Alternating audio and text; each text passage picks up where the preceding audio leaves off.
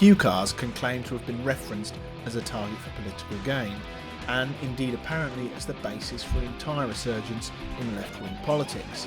New Labour's primary target in the UK for the 1997 election campaign was actually called Mondeo Man. Mondeo Man had worked his way up, bought his own house and aspired for greater things, including a Ford Mondeo, and let's be honest, preferably a Ghia. In 2006, the Mondeo could put itself in the company of cars like the Aston Martin DB5, Lotus Esprit and BMW Z8, because it became a Bond car. Briefly.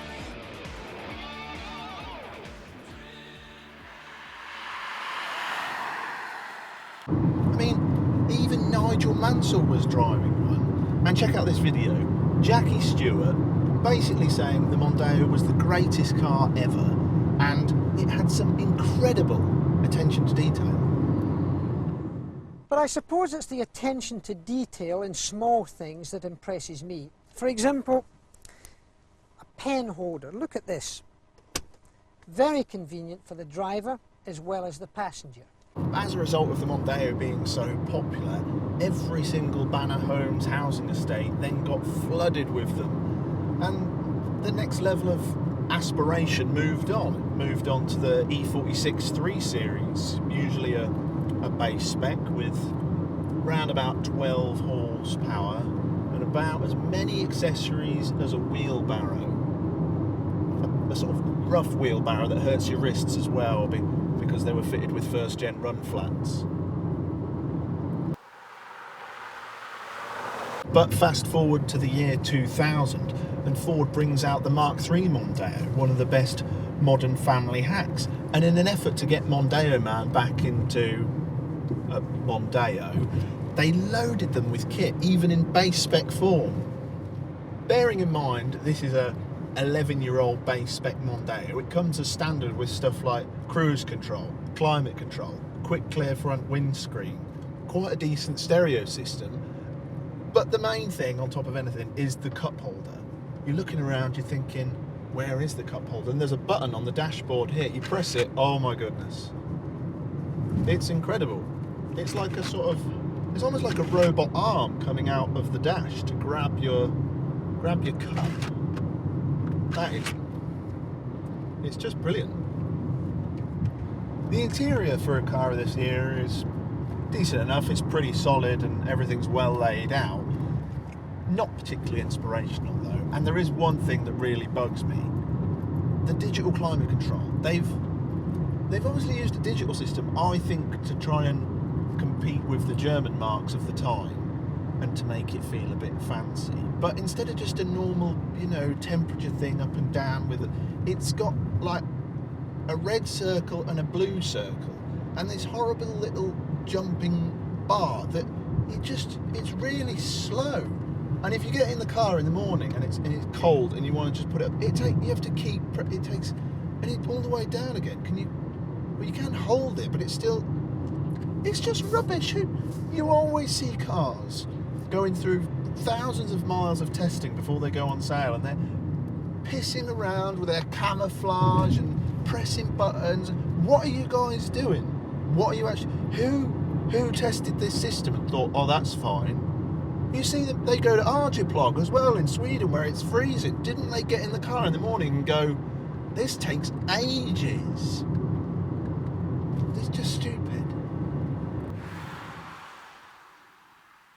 But the highlight of this thing is, much like all Fords from this era, it's the handling. The way this thing is set up, it's comfortable, but it's quite a sporting drive. But interestingly, this was actually up for European Car of the Year at the time, but it got disqualified.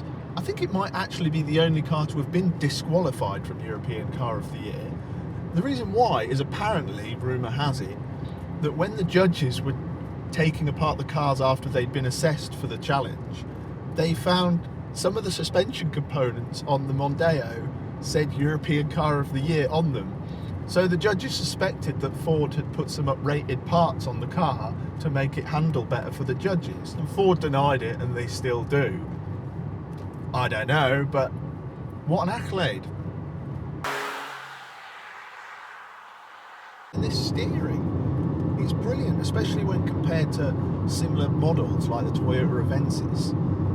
You've just got a great amount of feedback that comes through it, whereas a lot of other cars in this sector could just feel sort of dead because they're designed to just sort of sit on a motorway with a cruise control on at 78 miles an hour. Another good thing with the Mondeo is they've always had a very contemporary look for their time. They've always looked sort of quite sharp and fresh, but without trying to do anything too wacky. Peugeot had something great with the 406, and then they went to the 407 and gave it that big mouth, and people looked at it and said, I don't really want that. They didn't try to do anything weird with the Mondeo, they just kept it sharp and it worked. And they also did stuff like the ST220, which for its time, multi-spoke wheels, big body kit, decent V6 engine, was great. The design perhaps hasn't aged so much on the ST220s though. They do look a little bit rude boy now, and also people seem to get hold of them and do silly things to them, like don't put a massive exhaust on a Mondeo. The whole point of an ST220 is it's fast and comfortable and, you know, relatively quiet. If you don't put a massive exhaust, you've just ruined it. You've ruined it. Leave them alone. 10 years ago, sales of family cars in this style, saloon and hatchback and that sort of thing would double what they are now, and there's a clear reason for this. It's the rise of the crossover, a car segment that I still don't quite understand and think is a bit pointless. Image does strange things to people, much like with base spec E46s in the 90s. The crossover surge in popularity seems odd to me because, well, they're given this sort of chunky off-roadery look, but they're nothing of the sort. They're based on humble hatchback underpinnings, but because they've been jacked up, they don't handle as well as the hatchback variants because they got a higher centre of gravity. They're not as efficient because they've got a bluffer front end and they've got more bulk to carry around. And then even when it comes to space, although they're sort of bigger on the outside, because of the way they're designed, the boots don't tend to be as big, and they can be quite shallow because some of them have got 4x4 systems that have been stuck in there. You look in the back of a Cougar compared to Mondeo, it feels to me like there's less legroom and a smaller boot. Odd. I hope it's just a weird fashion fad that ends quickly.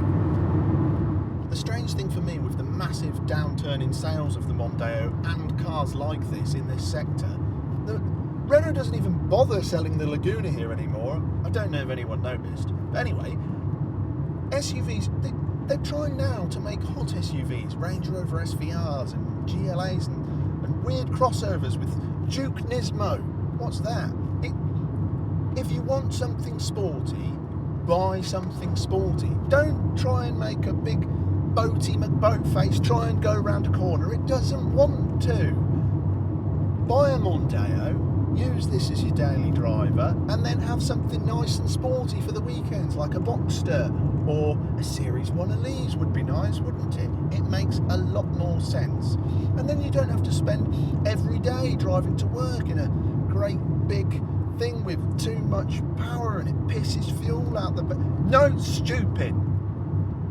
An interesting thing about the Mondeo's history is that the first version, the Mark 1, when it came out, they also sold a version in the US and some other territories called the Contour.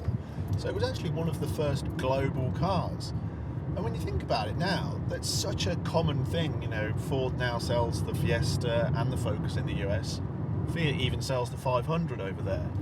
The idea of a global car is a strange one, but it seems to be working now. Fuel prices going up, people are wanting to get into smaller cars and downsize in all areas of the world.